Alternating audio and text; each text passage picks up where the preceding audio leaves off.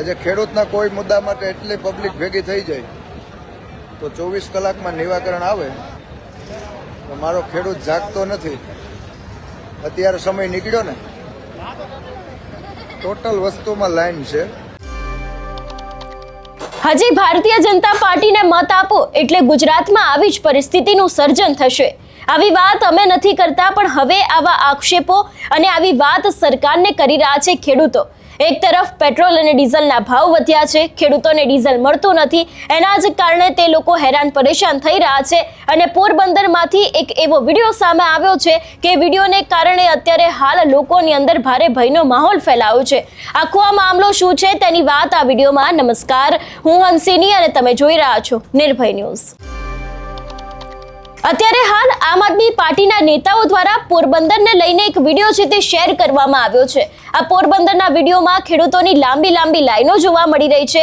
એક ખેડૂત દ્વારા એવી પણ વાત કરવામાં આવી છે કે આપણા ખેડૂતોની એકતા શું છે તે આપણે સૌ કોઈ જાણીએ છીએ, પણ અત્યારે હાલ આ પરિસ્થિતિનું સર્જન થયું છે. અને હજી પણ જો ભારતીય જનતા પાર્ટીને મતો આપીશું તો ક્યાંક આપણી સાથે પણ આવું જ થશે એવી વાત પણ તે ખેડૂત દ્વારા કરવામાં આવી છે.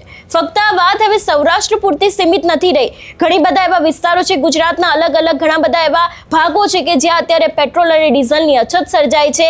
ખેડૂતોને વાવણી કરવાનો સમય છે. ખેડૂતોને અત્યારે હાલ વાવણી માટે જે ડીઝલ જોઈએ, જે ખેતીના મશીનો છે અને ચલાવવા માટેનું પૂરતું ડીઝલ છે તે લોકોને મળતું નથી. એ લોકોના પાકને પણ નુકસાન પહોંચી શકે છે. એટલા જ માટે થઈને તે લોકો અત્યારે હાલ ડીઝલનો સ્ટોક કરી રહ્યા છે. પણ ગુજરાતમાં અત્યારે હાલ પરિસ્થિતિ એવી છે કે પેટ્રોલ અને ડીઝલની અછત છે, ભાવ દિવસે ને દિવસે વધી રહ્યા છે. અને એ જ વાતને લઈને પોરબંદરની અંદર પણ ખેડૂતોની લાંબી લાંબી લાઈનો જોવા મળી હતી. સૌથી પહેલા તો આખા વિડીયો ઉપર નજર કરીએ.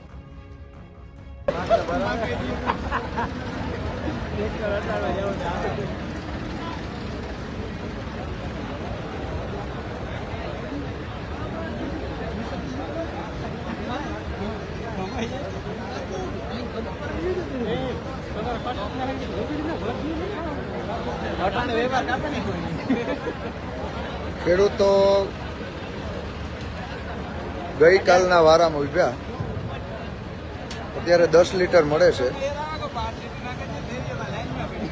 આજે ખેડૂતના કોઈ મુદ્દા માટે એટલી પબ્લિક ભેગી થઈ જાય તો 24 કલાકમાં નિરાકરણ આવે તો મારો ખેડૂત જાગતો નથી. અત્યારે સમય નીકળ્યો ને, ટોટલ વસ્તુમાં લાઈન છે. જ્યારે ખેડૂતની મગફળી પાકે ત્યારે રજીસ્ટ્રેશન કરાવવું હોય તો લાઈનમાં, ટેકાની મગફળી તોરાવવા જાય તો લાઈનમાં, આધાર કાર્ડની લાઈનમાં, નોટબંધીની લાઈનમાં. આમ જુઓ તો 14 પછી ઘરના 3-4 સભ્ય તો લાઈનમાં જ ઊભવા માટે. આવી લાઈન આશરે કિલોમીટરની છે.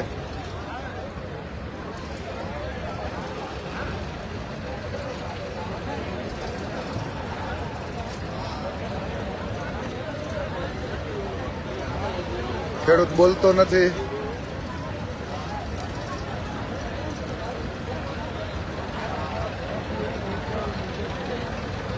હજી ઠોકજો ભારતીય જનતા પક્ષને. બળીંગા મોટા મોટા મારતા જથ્થો છે તો જથ્થો ક્યાં ગયો?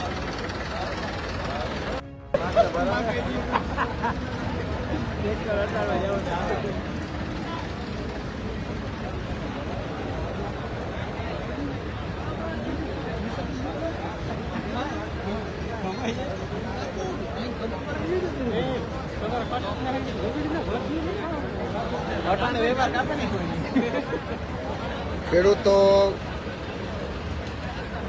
ગઈકાલના વારામાં ઉભ્યા, અત્યારે 10 લીટર મળે છે.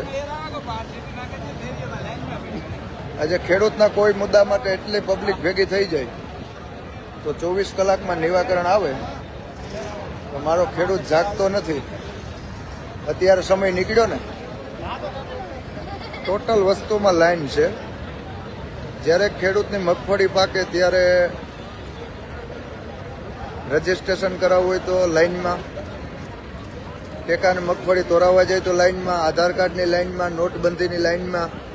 આમ જુઓ તો 14 પછી ઘરના 3-4 સભ્ય તો લાઈનમાં જ ઊભવા માટે. આવી લાઈન આશરે કિલોમીટરની છે.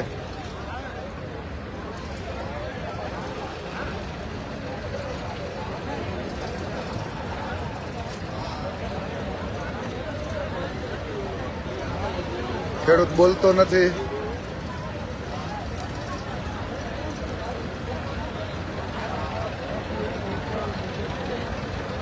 હજી ઠોકજો ભારતીય જનતા પક્ષ.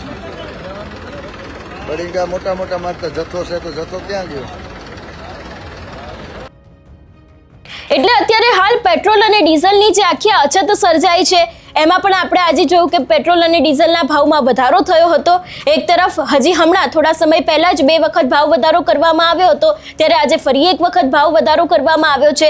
જે ખેડૂતો છે એ લોકોનું પણ એવું કહેવું છે કે સરકાર શા માટે થઈને આવું કરી રહી છે. ઘણી બધી જગ્યાએ તો એવા પણ આક્ષેપો મૂકવામાં આવ્યા છે કે ચૂંટણી પૂરી થઈ એટલે હવે સરકારે ધીરે ધીરે ભાવ વધારાની શરૂઆત કરી દીધી છે. ત્યારે હવે આ સમગ્ર મામલે જોવાનું એ રહેશે કે જે ખેડૂત લક્ષી અત્યારે હાલ પ્રશ્નો ઊભા થયા છે, જે સામાન્ય લોકોના પ્રશ્નો ઊભા થયા છે, એ વાતને લઈને સરકાર દ્વારા કોઈ નક્કર પગલાં ભરવામાં આવશે કે કેમ. આ વિષયને લઈને તમારો શું અભિપ્રાય છે અમને કમેન્ટ કરીને ચોક્કસથી જણાવજો. તેની સાથે અમારી ચેનલ નિર્ભય ન્યૂઝને લાઇક, શેર અને સબસ્ક્રાઇબ કરવાનું ભૂલશો નહીં. નમસ્કાર.